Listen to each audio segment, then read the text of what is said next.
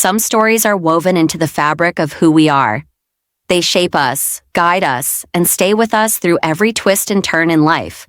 My story is one of those, a story that starts in a small town where everyone knows your name, where the seasons are the loudest when they change, and where the Midwest wind can whisper a lot more than just the weather.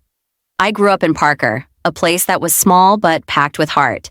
It was the kind of town where people waved to each other from across the street, where you could hear the church bells on Sunday mornings, and where summer meant the smell of fresh-cut grass and homemade lemonade. There was something special about growing up in a place like Parker, something that made you feel like you were part of something bigger, even when the world outside felt so large and unfamiliar. My name is Emily, and I was born and raised in Parker. My parents, Emma and Joe, are both originally from the area. My dad worked as a mechanic at the local shop, and my mom ran the diner, a place that everyone in town passed through at least once a week. Growing up, it felt like my life was written out for me before I even took my first breath. Just another small-town girl with big dreams. Or maybe just happy to be part of the community. I've always said that Parker raised me, that everything I needed to know about the world came from the people who lived there, the simple joys of small-town life, and the way the sun would set behind the old barn at the edge of the road. But as I got older, I realized that growing up in a place like this wasn't always as easy as it seemed. It's easy to think that small towns are full of simplicity and peace, but the truth is, they can be complicated in their own quiet ways. Everyone knows everyone's business, and there's a sort of expectation that you'll fit into the mold of what a Parker kid is supposed to be. It's not necessarily a bad thing, but it does make you wonder what happens when you don't quite fit in. As a kid, I was always a little different. I had my group of friends, of course, but I was the one who asked a lot of questions, who looked at the world with a little more curiosity than others. I remember wondering what it would be like to live somewhere else, to see the world beyond the fields of corn and the endless stretches of dirt roads. I used to dream of cities, of lights that didn't dim with the setting sun, of people who didn't all know each other's family history. But no matter how much I dreamed of something else, I knew Parker would always be home. It was the place that shaped me, that taught me how to be kind, how to love fiercely, and how to work hard for everything I had. My family wasn't rich, but we had enough. We didn't have much to our name, but we had a house full of love, a steady rhythm to our days, and a sense of belonging that few others could understand. I spent my childhood summers running through the fields behind our house, collecting fireflies in mason jars and listening to my dad tell stories about the town's past. My mom would call me in for dinner when the sun began to set, her voice echoing across the yard, and that was the moment that always made me feel safe. Like everything in the world was. It hurt more than I could put into words, because Jared wasn't just a boy I had liked. He was the boy who had made me feel alive, who had made me believe that there was more to life than Parker. The heartbreak was one of the hardest things I had ever experienced. It took me a long time to accept that it wasn't my fault, that sometimes people come into your life for a reason, and sometimes they leave without explanation. But it wasn't until I moved away for college that I realized something important. Jared was just a chapter in my story. He was a part of the journey, but he wasn't the destination. As I left Parker behind, I realized that the small-town life I had once thought was so limiting had actually given me everything I needed to find myself. It had taught me the value of hard work, the importance of community, and the beauty of simple moments. Growing up in Parker had shaped who I was, and as much as I dreamed of something different, it had given me the strength to face whatever came next. Now, years later, I look back on my childhood with a sense of gratitude. The town that seemed so small, so confining, has become the foundation of who I am.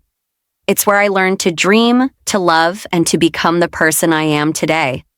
I'm still that girl from Parker, but I'm also someone who has seen the world, someone who knows that the small moments matter just as much as the big ones. So, if you're from a small town like I was, don't ever think that it's too small to matter. Don't ever think that your dreams are too big for the place you call home.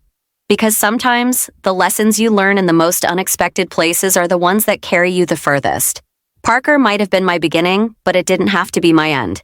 And it doesn't have to be yours either. It's right where it should be. I loved the smell of my mom's cooking, the way she would make the most out of everything we had, always stretching a simple meal into something that felt special. School was, well, it was school. I wasn't the most popular girl, but I had a few close friends who made everything bearable. The teachers were kind, and the town's close-knit nature made it easy to get through the awkward teenage years without feeling too lost. Still, there was always a part of me that longed for something bigger, something beyond the walls of Parker High School. The real turning point came when I was 16. It was the year I met Jared. Jared was from a neighboring town, a place called Cedar Springs. He had moved to Parker with his mom, who had taken a job at the grocery store. Jared was a few grades older than me, and I remember the first time I saw him. He was standing at the front of the room during homeroom, his eyes scanning the class. There was something about him that stood out immediately, and I couldn't quite put my finger on it. He wasn't like the other boys in town. He was different. Older, more sophisticated, and full of stories about places I'd only heard about in books. He was the kind of guy you couldn't help but be drawn to. He had this quiet confidence, the kind that didn't need to shout to be noticed. I remember my friends teasing me about him, asking if I had a crush on the new guy. I didn't admit it right away, but the truth was, I was intrigued. It wasn't long before Jared and I started talking. I remember one afternoon sitting at a local coffee shop when he asked me if I had ever left Parker. I told him no, that I had never really seen the point. He smiled, and for the first time, I saw that glint in his eye, the same glint that made him different from everyone else. "You should," he said softly. "There's so much more out there. So many places to see. So many things to do." That's when I realized something important. Jared was everything I had dreamed of. He was my escape. He was the answer to all the questions I had about what lay beyond the town. He made me feel like I could be more than just a small-town girl. He made me believe that there was a world waiting for me to explore. But like most stories, ours didn't have a perfect ending. We started spending more time together, and I fell for him hard. It wasn't just the idea of him, it was the way he made me feel, like I was worth something more than the life I had known. He had a way of making everything feel exciting, even when we were just sitting in his car, driving down the winding roads that led out of town. But as the months went by, something changed. Jared began to pull away. He stopped answering my calls, started hanging out with his friends more, and when I saw him in town, he acted like nothing had ever happened. It was like he had forgotten all about me.